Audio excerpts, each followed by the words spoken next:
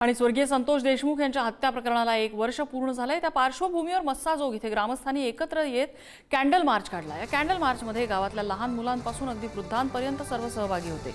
संतोष देशमुख यांच्या हत्या प्रकरणाला 1 वर्ष पूर्ण झालंय, तरी अद्याप देशमुख कुटुंब न्यायाच्या प्रतीक्षेत आहे। या प्रकरणातील आरोपींना तात्काळ शिक्षा व्हावी अशी मागणी या कॅन्डल मार्चच्या माध्यमातून करण्यात आली आहे। या ठिकाणाहून आढावा घेतलाय आमचे प्रतिनिधी उदय नागरगोजे यांनी।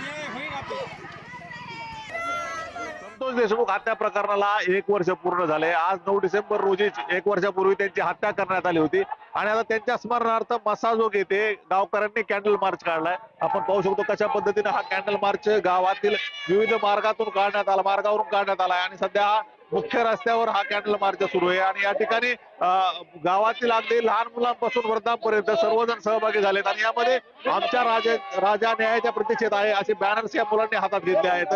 आपण जर पाहिलं तर यामध्ये संतोष देशमुख यांचे भाऊ धनंजय देशमुख यांच्यासह कुटुंबीय देखील सहभागी झाले असून आता आम्हाला प्रशासनाने न्याय द्यावा, किमान 1 वर्षानंतर तरी या प्रकरणाला गती यावी आणि प्रकरणाची सुनावणी गतीने होऊन आम्हाला न्याय मिळावा अशीच मागणी या गावकऱ्यांची आहे। आता या गावकऱ्यांची हाक प्रशासनापर्यंत कधी पोहोचते आणि या प्रकरणात देशमुख कुटुंबाला न्याय कधी मिळतो हे पाहणं महत्त्वाचं ठरणार आहे। उदय नागरगोजे, पुढारी न्यूज, बीड।